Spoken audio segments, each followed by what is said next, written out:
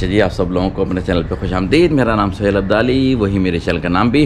اگر آپ میری ویڈیوز دیکھ رہے ہیں بہت بہت شکریہ اس کا، دیکھتے رہیے، کچھ نہ کچھ باتیں شاید سمجھ میں آتی رہیں، کچھ باتیں میری بیکار کی بھی لگیں گی، کوئی مسئلہ نہیں، کیونکہ میں کوئی انٹیلیجنٹ اتنا بندہ نہیں ہوں کہ ہر باتیں کام کی کروں گا، لیکن جو بھی میری سوچ سمجھ ہے اس لحاظ سے اپنی باتیں کرتا ہوں۔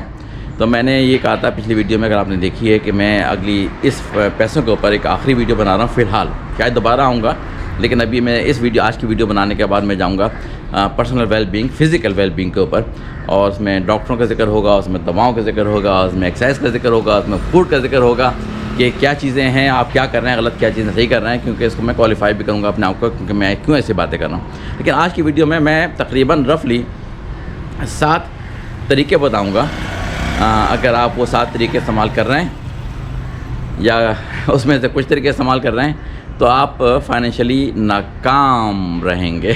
کامیابی کی بات نہیں کر رہا، عجیب سی بات لگی کہ آپ کو سنتے ہوئے میری، کہ میں ناکامی کی بات بتا رہا ہوں آپ کو۔ 7 طریقوں کے ذریعے آپ فائنینشلی ناکامی آسانی سے حاصل کر سکتے ہیں، اور بہت سارے لوگ یہ 7 طریقے استعمال کر کے آلریڈی آج کل فائنینشل ناکامی حاصل کر رہے ہیں، اور اس میں سے کچھ لوگ کچھ طریقے، الٹیمیٹلی کافی زیادہ لوگ یہی 7 طریقے پاکستان میں نے دیکھا، آبزرو کیا ہے۔ معاف کیجیے گا، یہ باتیں میں وہ کر رہا ہوں جو کہ میں باہر سے سیکھ کے آیا ہوں، لیکن یہاں پہ آ کے جب میں دیکھتا ہوں لوگوں کو کہ لوگ کیا کر رہے ہیں، تو مجھے ہوتی ہے چل کہ میں بتاؤں آپ لوگوں کے جو میں آبزرو کر رہا ہوں یہاں پہ کیا ہو رہا ہے۔ تو 7 طریقے، پہلے اپنے آپ کو تسلیاں دی جاتی ہیں کہ پیسہ سب کچھ نہیں ہے، پیسے سب کچھ حاصل نہیں ہو سکتا۔ یہ بہت پرانے لوگوں کے مقولے چلے جا رہے ہیں اور اسی پہ اٹکے ہوئے ہیں کہ دوسری چیزیں زیادہ امپورٹنٹ ہے، پیسہ اتنا امپورٹنٹ نہیں ہے، اور پیسہ نہ امپورٹنٹ ہو کے آپ اپنے آپ کو فالس ایک طرح سے انوائرمنٹ میں رہ رہے ہیں، جہاں پر کہ آپ کہتے ہیں اچھا ٹھیک ہے، پھر کوئی بات نہیں، بس جو آ رہا ہے وہ صحیح ہے، اللہ بہتر کرے گا، اس کے اوپر زیادہ معاملہ چل رہا ہوتا ہے۔ لیکن پیسے کو کسی طرح سے ایول بنا دیا گیا ہے کہ پیسہ ہر چیز نہیں ہے۔ تو یہ ایک وجہ ہے سب سے بڑی لوگوں کے نہ آگے بڑھنے کی، ایک طرح سے بھیڑ میں چلنے کی، ایک طرح سے وول میں چلنے کی، کہ پیسہ ہر چیز نہیں ہے، بس گزارا تو ہو ہی رہا ہے نا، کیا مسئلہ ہے، کس بات کی فکر ہے۔ دوسری وجہ جو مجھے کافی سننے کو ملتی ہے یہاں پہ بھی اور باہر کے ملکوں میں بھی، جہاں پہ مسلمان کافی رہتے ہیں، کہ بھئی زندگی ایک دفعہ ملی ہے، کس چکر میں پڑ گئے ہو پیسے کے پیچھے، انجوائے کرو آج کو، کل کا کسی کو کچھ پتہ نہیں۔ یہ جو کل کا کسی کو کچھ پتہ نہیں، یہ بہت ہی ویلڈ اسٹیٹمنٹ ہے، اور اسی کو یوز کر کے لوگ اپنے آپ کو پیچھے رکھتے ہیں کہ کل کا کچھ پتہ نہیں، مر جاؤ گے، جو آج ہے اس کو انجوائے کر لو، کیا فکر کرنی ہے، اتنی پلاننگ کرنی ہے، کس بڑھاپے کی اتنی تیاری کر رہے ہو، کیا پتہ وہ آئے نہ آئے، ہم کب نکل جائیں دنیا سے، انجوائے کر لو آج کو۔ تو یہ ایک کرش ہے ایک طرح سے، جو لوگ جب انجر ہو جاتے ہیں پیروں کے تو وہ اس پہ چلتے ہیں کرشز کے اوپر، تو ایک طرح سے وہ کرش پیدا کر لی ہے کہ you live only once, so enjoy your life today, کیا معلوم کہ کل آئے بھی نہ۔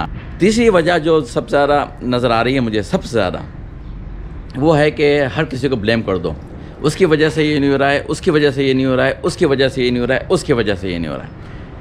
گورنمنٹ کو بلیم کر دو، ہمارے پولیس سسٹم کو بلیم کر دو جو کہ گورنمنٹ کا پارٹ ہے، جوڈیشل سسٹم کو بلیم کر دو جو کہ گورنمنٹ کا پارٹ ہے، اپنے باس کو بلیم کرو، اپنے خاندان کو، اپنے بڑوں کو، جو لوگ بھی ہیں، کسی نہ کسی طرح کے بلیم جو ہے اپنے اوپر سے ہٹا کے کسی اور پہ ڈال دو، ہاں اس کی وجہ سے نہیں ہوا، ورنہ میں تو بہت کیپیبل تھا، مجھ میں بڑی صلاحیت تھی، لیکن مجھے باس نے آگے بڑھنے نہیں دیا، مجھ میں بڑی صلاحیت تھی، مجھے یہ کرنے کے لیے مجھے گھر والوں نے پرمیشن نہیں دی، مجھ میں یہ بہت زیادہ صلاحیت تھی، لیکن مجھے یہاں پہ روک لیا گیا، مجھے وہاں پہ روک لیا گیا۔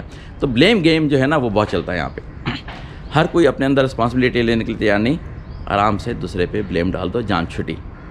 چوتھی وجہ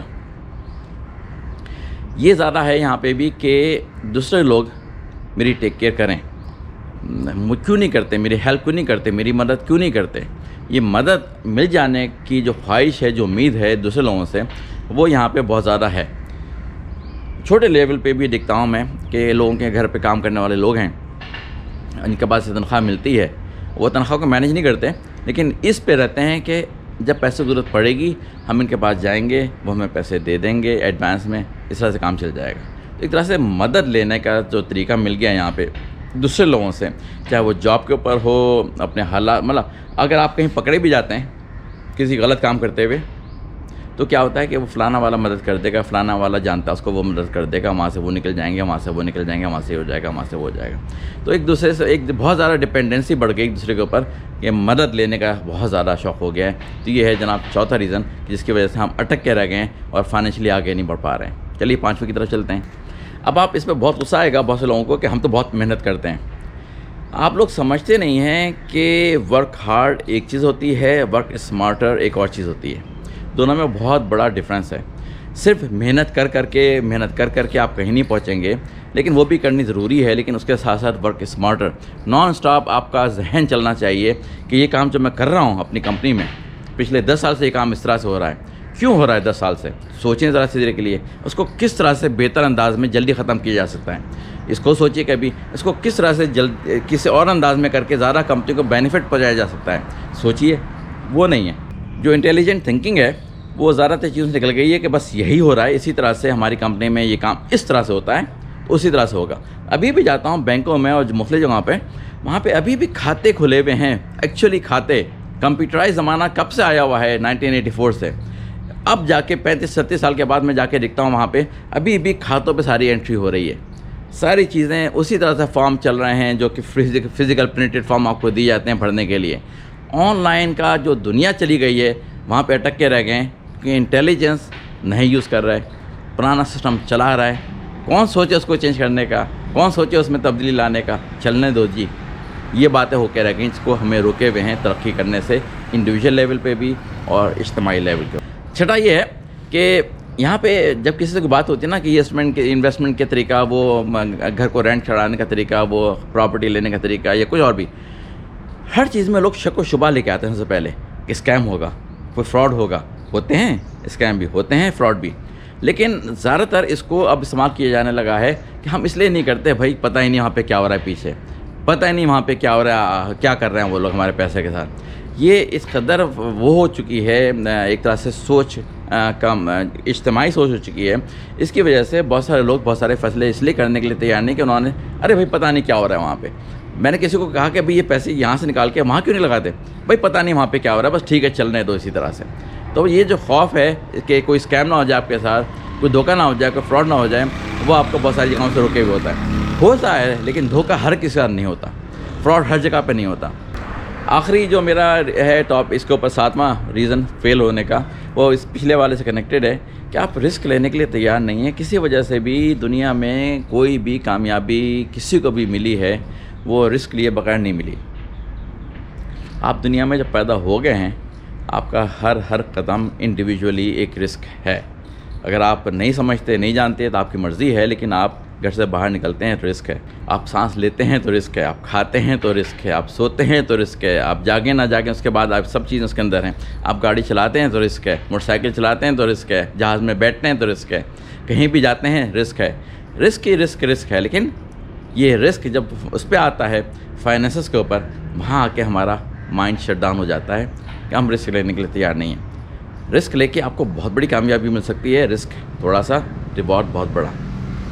لیکن ہم لوگ بھیڑ میں چل رہے ہیں. پھر وہ والی بات کہوں گا, رسک لینے والے لوگ الگ ہو جاتے ہیں بھیڑ سے, وہ اپنی زندگی الگ سے بناتے ہیں.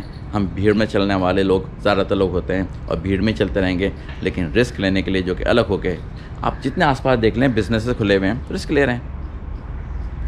جاب چینج کریں, نئی جگہ پہ جائیں, نئی تعلیمات حاصل کریں, کیریئر چینج کریں. اگر آپ نے یہ ڈگری لی ہے جو کہ آپ کی پسند کی نہیں ہے, کوئی اور ڈگری لیں, کوئی اور ایجوکیشن لیں, کسی اور طرف جائیں. میں نے اپنی زندگی میں بتاؤں گا کسی وقت کافی سارے کیریئر چینج کیے ہیں کیونکہ مجھے رسک لینے کا شوق ہے. لیکن میں یہاں پہ آ کے دیکھتا ہوں کہ رسک لینا تو بڑا لگتا ہے کہ آپ کو بڑے بھی بتا رہے ہوتے ہیں بھائی کیا چانس لے رہے ہو, کیوں لے رہے ہو, کیا اچھا خاص زندگی تو چل رہی, دال روٹی چل رہی ہے.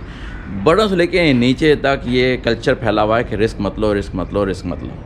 تو یہ جناب میں نے آپ کو تقریباً 7 ریزن سامنے رکھ دیے ہیں جس کی وجہ سے مجھے لگتا ہے کہ یہاں کے لوگ رکے ہوئے ہیں اور آگے بڑھنا نہیں چاہ رہے اور آگے بڑھنے کی صلاحیت بھی نہیں رکھتے اب. تو یہ اگر آپ چیزیں اس میں سے کچھ کر رہے ہیں تو پلیز ان کو اوائڈ کریں. بس یہی آپ سے اس وقت میری ویڈیو کا میسیج ہے. اب اگلی جو ویڈیو شروع ہوں گی وہ ساری ہیلتھ ویل بینگ کے اوپر شروع ہوں گی. چلیے جی, اگلی ویڈیو تک لیے پھر خدا حافظ.